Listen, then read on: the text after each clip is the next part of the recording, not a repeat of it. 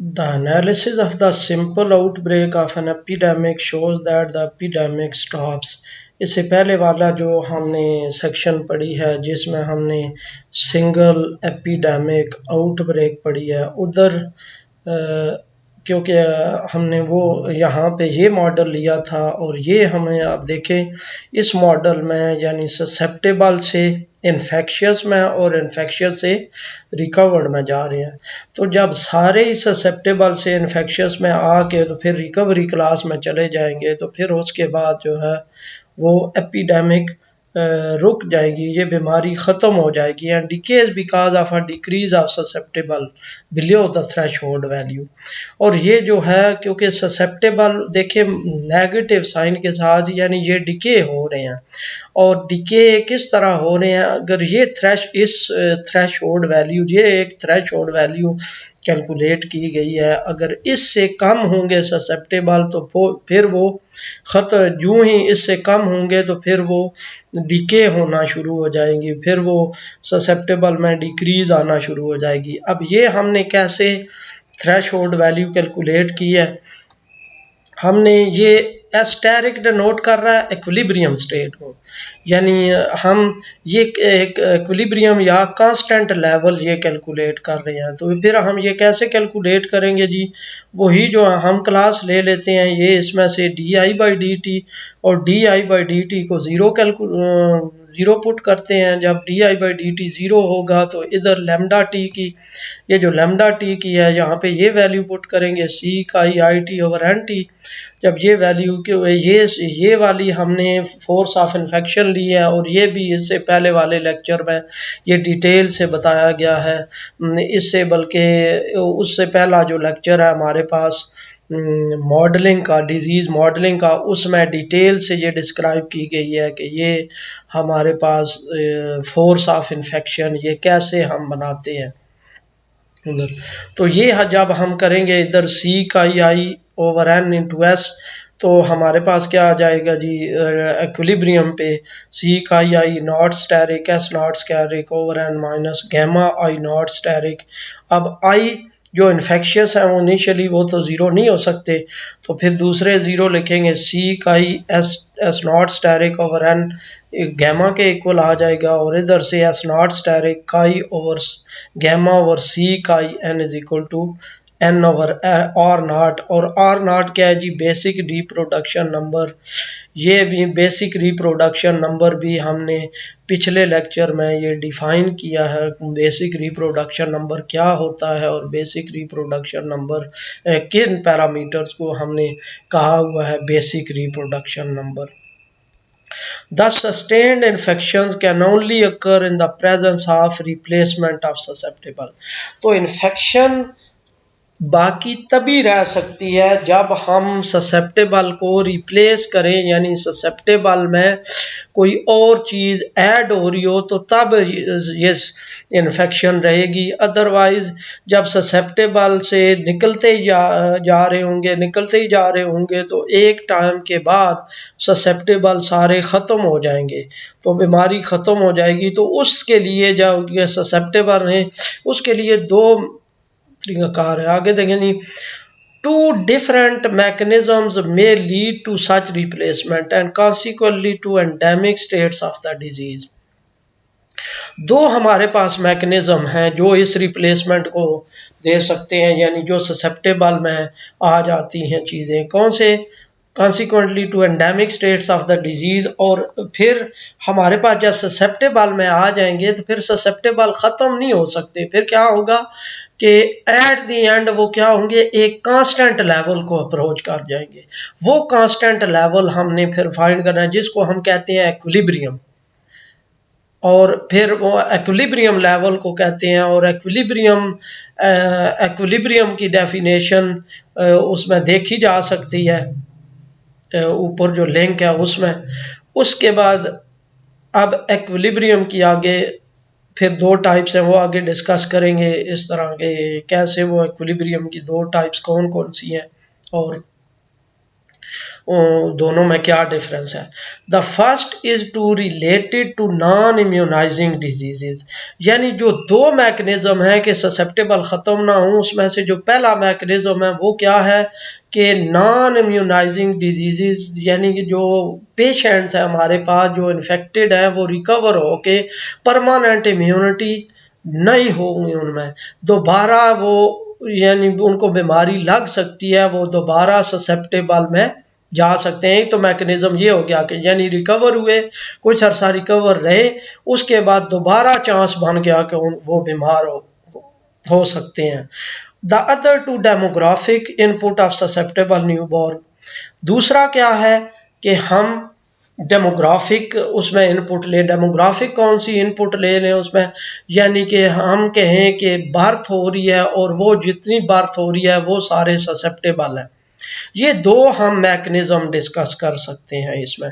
और इन मैकेनिज्म के लिए पहले हम देखते हैं जी, पहला क्या है, to examine the former we consider SIS type model. पहला जो हमारे पास मैकेनिज्म है कि परमानेंट इम्यूनिटी नहीं होगी, टेम्परेरी इम्यूनिटी होगी, उसके लिए हम SIS टाइप मॉडल बना सकते हैं, associated with initial value problem.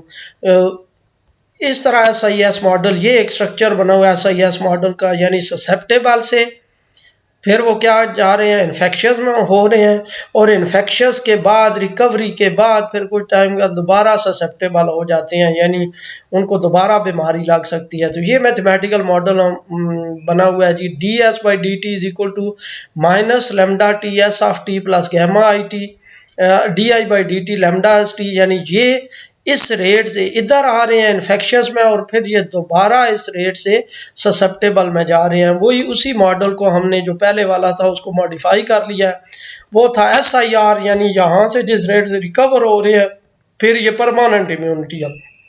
अब हम इसी को टेम्पोरेरी इम्यूनिटी दे रहे हैं, यानी यहाँ से ये निकल के दोबारा ससेप्टेबल में जा रहे हैं गैमा रेट से। ये हमने ये मॉडल बना लिया with initial condition S of 0 is equal to S not, I of 0 is equal to I not. Here the class of removed individuals is absent, यहाँ पे जो रिमूव इंडिविजुअल्स हैं जो रिकवर्ड हैं वो यहाँ पे ख़त्म कर दी गई है, यानी I से दोबारा S में चले गए हैं, और टोटल पॉपुलेशन किसके इक्वल है, S ऑफ t प्लस I of t is equal to N। The system can be reduced, यहाँ पे कैन रिड्यूस होगा, can be reduced to a single Bernoulli equation in the state variable I, यानी जो system है वो इस single Bernoulli equation से reduce किया जा सकता है। पहले तो ये देखें कि दो ही हमारे पास है, di/dt इंटू ds/dt, इस सिस्टम को एक सिंगल इक्वेशन में ले आए, यानी सिंगल हम I की इक्वेशन ले लेते हैं। तो I की इक्वेशन में कैसे लेंगे, उसमें जब S की वैल्यू पुट कर देंगे तो हमारे पास I की इक्वेशन आ जाएगी। ये S की वैल्यू कहाँ से लेंगे, ये जो इक्वेशन है S of t is equal to N minus I of t, वो जब यहाँ पे पुट करेंगे तो फिर उसके बाद ये हमारे पास बर्नौली इक्वेशन इस टाइप में बनेगी। आप देखते हैं ये कैसे बर्नौली इक्वेशन ये बन रही है कि di/dt is equal to lambda t into N minus I of t minus gamma t। S की जगह पे ये हमने पुट कर दिया उधर I वाली इक्वेशन में, यहाँ पे हमारे पास ये जो है इसमें N minus I of t put कर दिया है। अब R नॉट हमने डिफाइन किया हुआ है, वो इसके इक्वल है, तो लेमडा टी किसके इक्वल आ जाएगा, C काई ओवर N। ये लेमडा टी भी हमने फोर्स ऑफ इन्फेक्शन डिफाइन की हुई है पहले, ये लेमडा टी किसके इक्वल है, C काई N of t over I of t। तो N of t, N constant हो जाएगा यहाँ पे क्योंकि दो ही हैं, SIS है ना, कोई उसमें कोई हमारे पास ना इन हो रहे हैं ना आउट हो रहे हैं, टोटल पॉपुलेशन वो फिर कांस्टेंट है, तो C काई ओवर N आ गया IT। अब यहाँ पे लेमडा की वैल्यू यहाँ पे पुट कर दी, C काई ओवर N इंटू IT, इसी इक्वेशन में ये जो हमारे पास आ रही है, तो ये किसके इक्वल आ गई, C काई IT माइनस C काई over N I square T minus gamma IT। अब गैमा जब कॉमन लेंगे सबसे तो C काई ओवर गैमा माइनस C काई over gamma 1 over N IT minus 1 into IT, और ये C काई ओवर गैमा हमने डिफाइन किया हुआ है, ये किसके इक्वल है, R नॉट के इक्वल है। तो इसको फिर हमने लिख दिया R नॉट माइनस 1 ये लिख दिया, फिर उसके बाद minus R not over N I T into I T. ये हमारे पास वो सिंगल ये बर्नौली इक्वेशन बन गई है, जिसका सॉल्यूशन हम फाइंड कर सकते हैं। बर्नौली इक्वेशन का यूजी लेवल पे सॉल्यूशन दिया होगा बर्नौली कि कैसे हमने उसको, ये नॉन लीनियर जो इक्वेशन है बर्नौली इक्वेशन, इसको कैसे सॉल्व किया जाता है। When we solve the above equation we get the following dichotomy. जब इस इक्वेशन को, ये जो हमारे पास बर्नौली इक्वेशन बन रही है, जब हम इसको सॉल्व करते हैं तो हमारे पास दो कंडीशन बनती है। कौन कौन सी? कि if R not less than or equal to 1 then I prime of T is less than 0।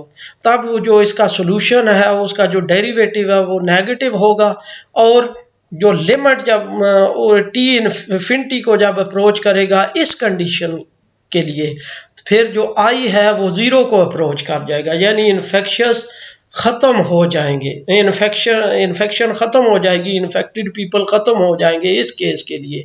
और अगर आर नॉट ग्रेटर देन 1 होगा, आर नॉट हमने क्या डिफाइन किया हुआ था? Basic reproduction number. तो बेसिक रिप्रोडक्शन नंबर अगर ग्रेटर देन 1 होगा तो फिर ये जो हमारे पास इन्फेक्शियस हैं ये ख़त्म नहीं होंगे, बल्कि एक कांस्टेंट लेवल को अप्रोच कर जाएंगे। और वो कांस्टेंट लेवल किसके इक्वल होगा? n into 1 minus 1 over R not, वो कांस्टेंट लेवल इसके इक्वल आ जाएगा जी। Thus we see that the basic reproduction number R naught comes into play once again to determine a threshold for two alternatives। देख सकते हैं, आप देखें कि R naught जो बेसिक रिप्रोडक्शन नंबर है वो दोबारा अपीयर हो गया है एज अ थ्रेशोल्ड। कि थ्रेशोल्ड वैल्यू इसकी देखें, अगर 1 हो या 1 से लेस हो तो I फिर 0 को अप्रोच कर जाता है, और अगर इस बेसिक रिप्रोडक्शन नंबर की वैल्यू ग्रेटर देन 1 हो तो फिर वो ये इस कांस्टेंट लेवल को अप्रोच कर जाता है। Hence the extension of the disease is opposed by the existence of globally attractive endemic state hysteric। तो इस तरह जो डिजीज खत्म होने की है हमारे पास, अब वो रुकावट बन गई है ग्लोबली अट्रैक्टिव एंडेमिक स्टेट हाइस्टेरिक। तो हमारे पास जो डिजीज़ है वो ख़त्म नहीं हो रही, बल्कि वो जहाँ से भी हम स्टार्ट करें, ग्लोबली अट्रैक्टिव का मतलब ये है कि हम इनिशियल कोई भी पॉपुलेशन ले लें, हमारे पास यानी ससेप्टेबल कोई भी ले लें, इन्फेक्शियस कोई भी ले लें, कितनी भी तादाद उनकी ले लें, तो अल्टीमेटली वो ख़त्म नहीं हो रहे, बल्कि इस कंडीशन से वो इस लेवल को अप्रोच कर जाएंगे। आगे लिखा हुआ the size of which is determined by the value of R not, और उसकी जो हमारे पास जो उसकी एंडेमिक स्टेट है, वो जो कांस्टेंट लेवल है उसका, वो इससे कैलकुलेट किया जा सकता है। अब the scenarios are depicted in the figure below where the bifurcation of steady state and exchange of stability is shown। ये जो दोनों सिनारियोज हैं नॉट लेस देन 1 और ग्रेटर देन 1 के लिए, ये फिगर में दिए गए हैं जिधर बाइफर्केशन हो रही है स्टेडी स्टेट की। बाइफर्केशन का मतलब क्या होता है? बाइफर्केशन ये होती है कि सॉल्यूशन का बिहेवियर चेंज हो जाता है, यानी अगर सॉल्यूशन में स्टेबिलिटी आ रही है तो वो एक सर्टन वैल्यू होगी, थ्रेशोल्ड वैल्यू, उसके बाद उसमें हमारे पास चेंज आ जाएगी, यानी वो सॉल्यूशन का वो सॉल्यूशन वो इक्विलिब्रियम उसका जो वैल्यू होती है, इक्विलिब्रियम पॉइंट होता है। यानी बाइफर्केशन, अगर हम उस एक थ्रेशोल्ड वैल्यू ले रहे हैं, थ्रेशोल्ड वैल्यू से पहले अगर इक्विलिब्रियम कोई स्टेबल है इक्विलिब्रियम पॉइंट, तो उसके बाद वो अनस्टेबल हो जाता है, या उससे पहले अगर थ्रेशोल्ड वैल्यू से पहले अनस्टेबल है और उसके बाद स्टेबल हो जाता है, तब भी बाइफर्केशन है। बहुत सारी बाइफर्केशन की आगे टाइप्स हैं, या ये भी हो सकता है कि उस थ्रेशोल्ड वैल्यू से पहले एक इक्विलिब्रियम पॉइंट एग्जिस्ट कर रहा हो और उस थ्रेशोल्ड वैल्यू के बाद 2 पॉइंट एग्जिस्ट कर रहे हों।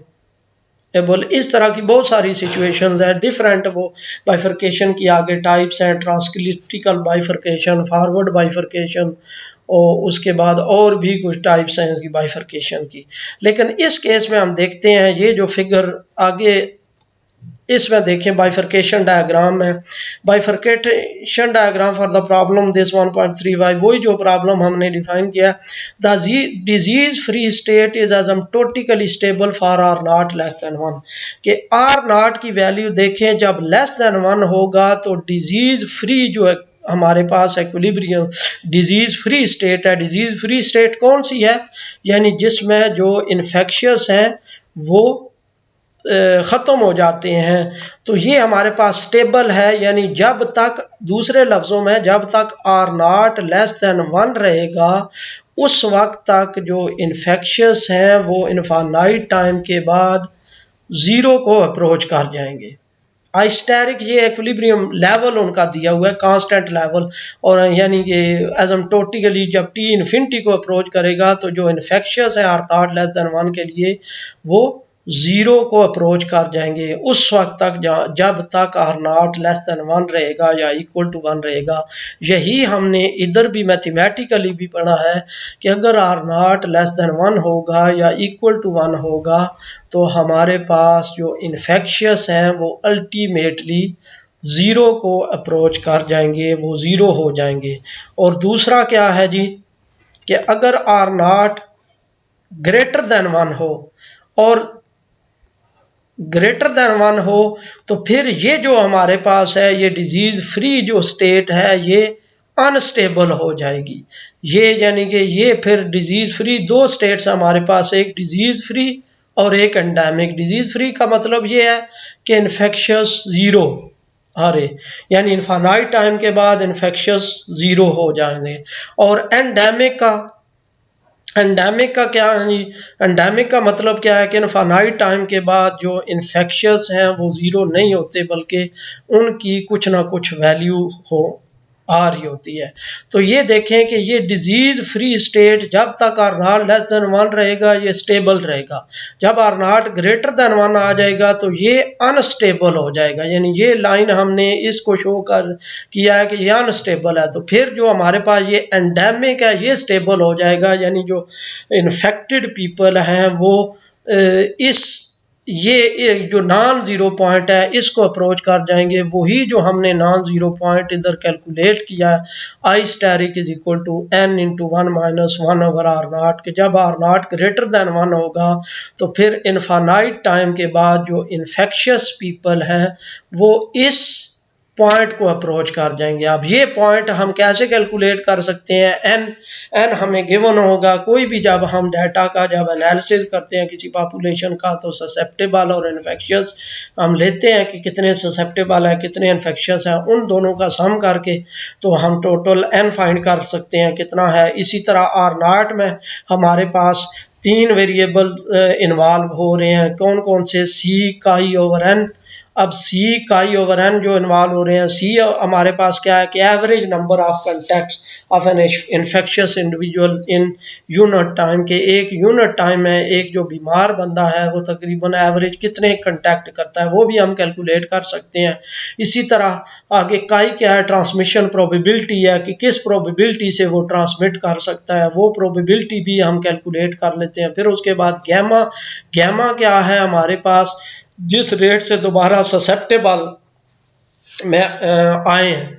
तो ये कैसे कैलकुलेट किया जा सकता है, जिस तरह उधर हमने कैलकुलेट किया था सैयार मॉडल में कि गैमा का रेसिप्रोकल ले लेते हैं कि जितना अरसा कोई बीमार रहा ऑन एवरेज एक बंदा उसका जो रेसिप्रोकल है वो रिकवरी रेट है। तो इधर भी ऐसे ही 1 ओवर गैमा क्या होगा, वो टाइम पीरियड होगा जिस टाइम पीरियड में यानी कि वो सिक्योर है, उसको बीमारी नहीं लग सकती। उस टाइम पीरियड के बाद उसको चांस बन जाता है बीमारी का कि सपोज एक बंदा रिकवर हुआ है, अगर वो महीना यानी कि वो बिल्कुल सिक्योर रहता है, 2 महीने सिक्योर रहता है या 6 माह सिक्योर रहता है, यानी उसको बीमारी का चांस होना नहीं हो सकता, तो फिर 1 ओवर गैमा वो कितना हो जाएगा, वो 6 माह हो जाएंगे। तो जब गैमा 1 ओवर 6 मंथ्स का रेसिप्रोकल उसका लेंगे 1 ओवर 6 मंथ, तो वो गैमा हम कैलकुलेट कर लेंगे।